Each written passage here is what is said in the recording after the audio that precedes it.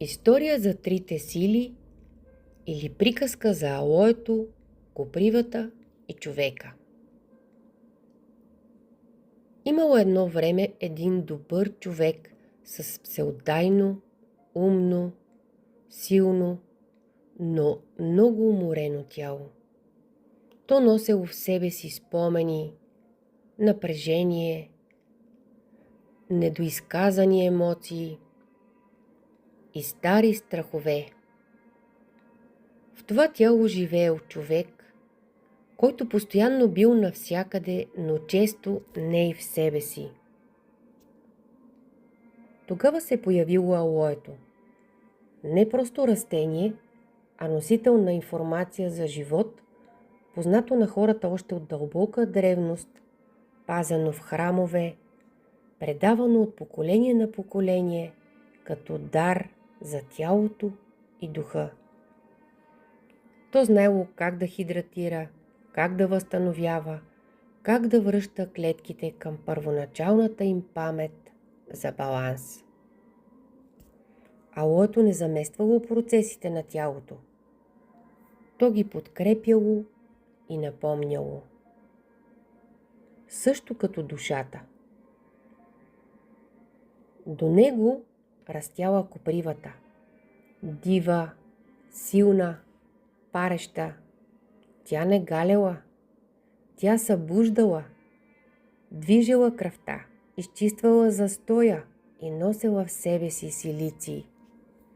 Минералът, който връща структурата на тялото, здравината и вътрешната опора, като невидима решетка, която поддържа тялото цялостно.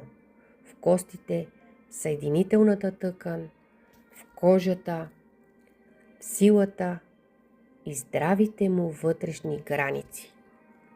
Нейното свещено послание към тялото било: стига спа! Позволи на живота да тече по-леко през теб. Човекът дълго не ги забелязвал. Живеел забързано, откъснат от тялото си, докато то не започнало да говори първо тихо, после настойчиво, а накрая чрез болката. И не защото е слабо, а защото искало да бъде чуто.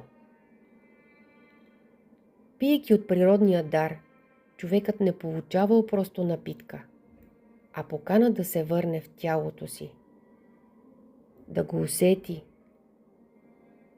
почувства, да помълчи и да промени вътрешната си настройка.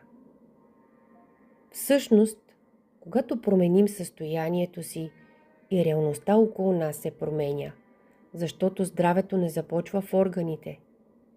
То започва от вътрешният ни свят, в който живеем. И тогава човекът разбрал: не търси само лечение отвън, а присъствие и отношения, които идват от теб.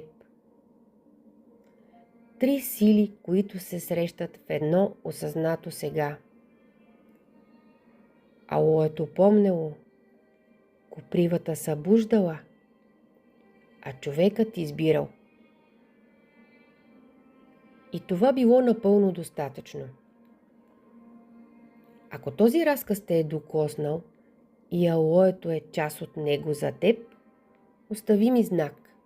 Ще се свържа с теб и ще ти подаря първата практика за връщане в тялото и вътрешното състояние. И това не свършва тук. Това е само началото.